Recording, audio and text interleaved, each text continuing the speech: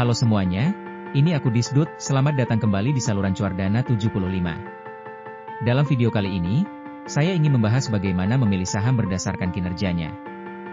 Video kali ini nih bakalan cocok banget buat kamu yang baru aja terjun di dunia saham. Juga buat kamu yang masih bingung nih dan belum ngerti gimana sih caranya milih saham yang bagus. Oke, langsung kita mulai ya. Secara umum, ada dua jenis pendekatan data nih yang bisa kita pakai buat nentuin perusahaan tertentu tuh kinerjanya bagus atau enggak.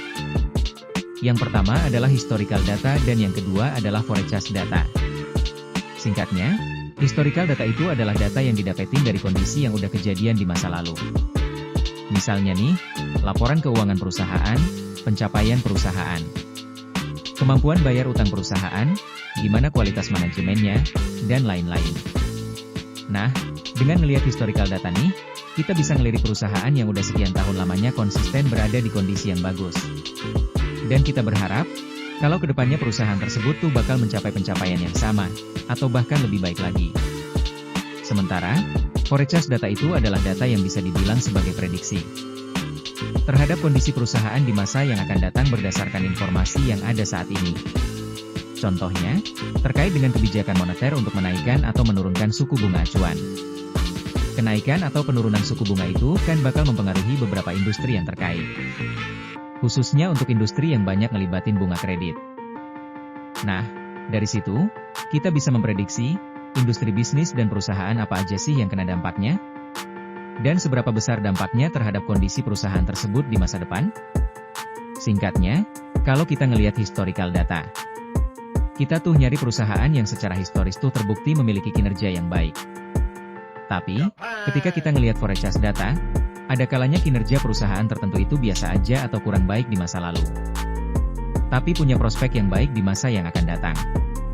Sebelum kita bahas lebih jauh tentang cara milih saham perusahaan yang kinerjanya baik, aku mau kasih tahu dulu nih, bahwa ada banyak banget data dan cara yang bisa kita pakai, buat nyari tahu suatu perusahaan itu berkinerja baik atau enggak. Mulai dari ngulik laporan keuangan, berita, hasil riset sekuritas, company visit, dan lain-lain.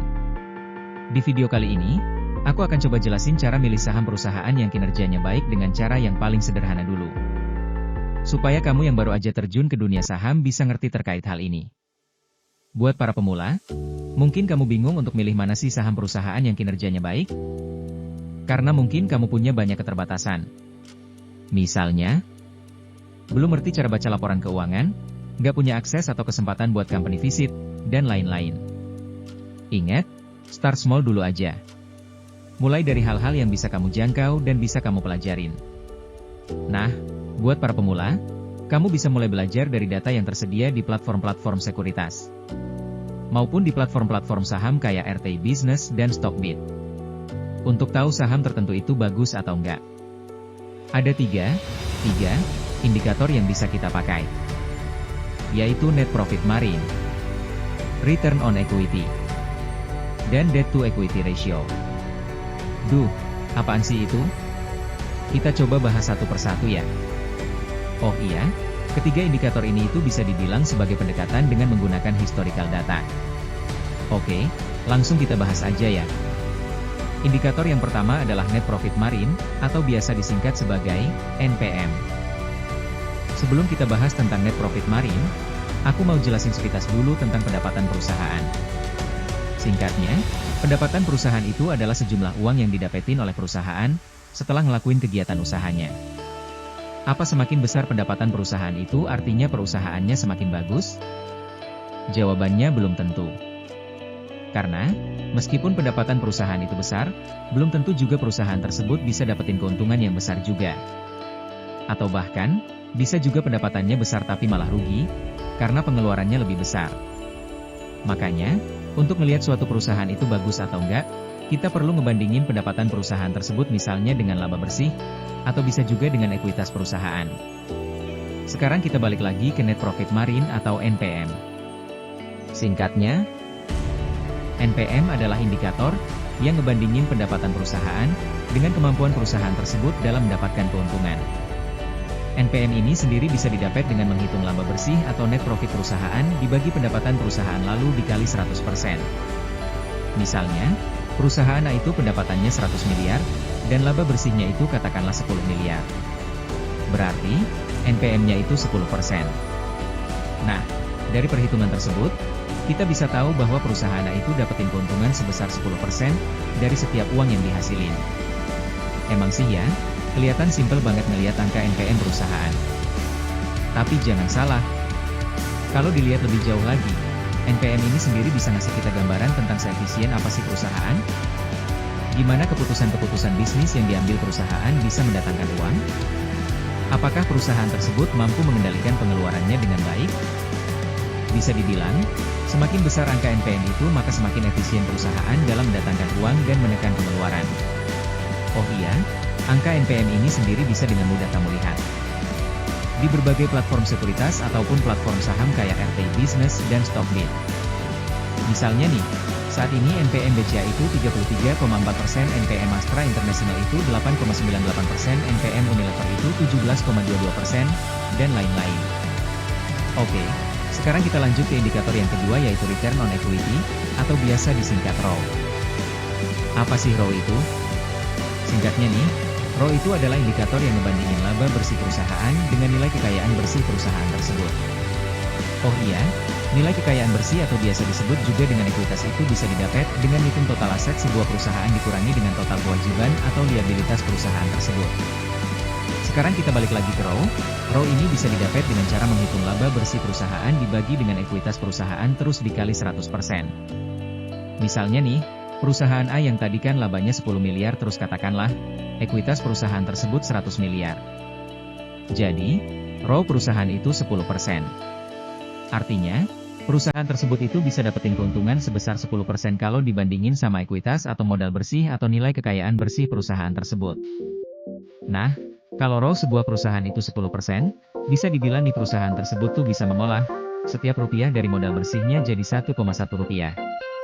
Nah dengan demikian, kita juga bisa nilai nih, sejauh mana perusahaan dapat mengelola resources-nya dengan optimal.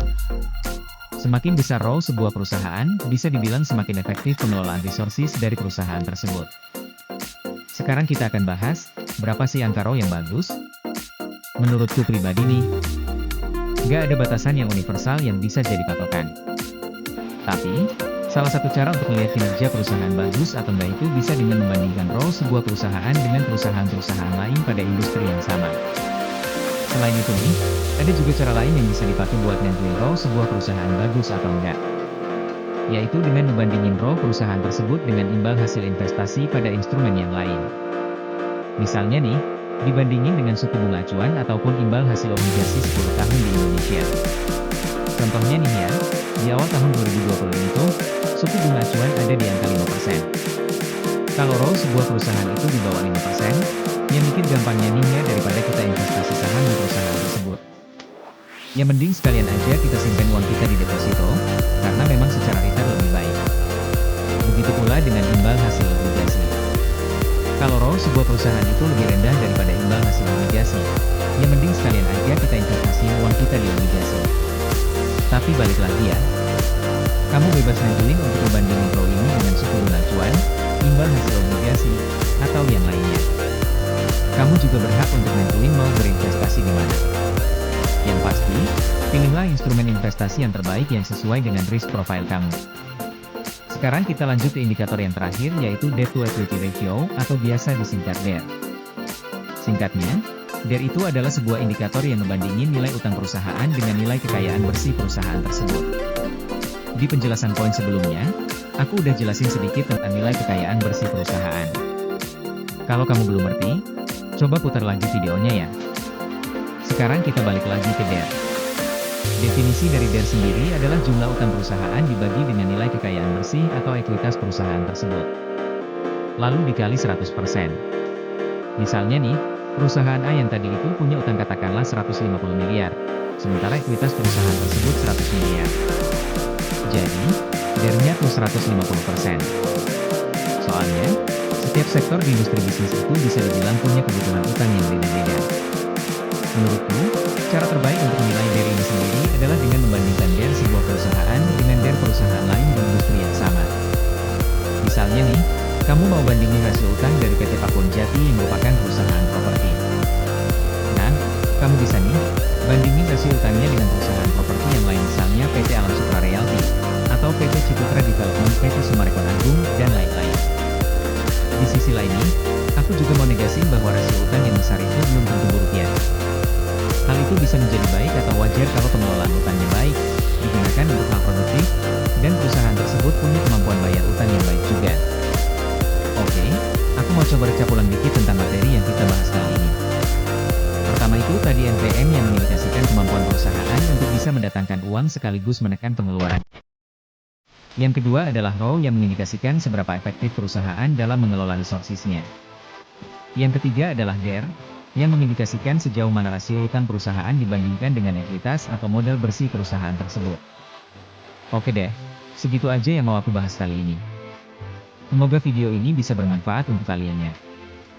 Sebelum aku tutup video ini, aku mau ngingetin nih bahwa NPM, ROE, dan DER itu cuma 3 dari sekian banyak data yang bisa kita pakai buat menilai kinerja sebuah perusahaan bagus atau enggak. Masih banyak banget indikator lain yang bisa kamu pakai buat nentuin saham dari satu perusahaan layak dibeli atau enggak. Jadi, keep learning-nya dan terus pantengin channel Cuardana 75. Oh iya, kalau ada hal yang mau ditanyain atau didiskusiin, silakan tulis di kolom komentar ya.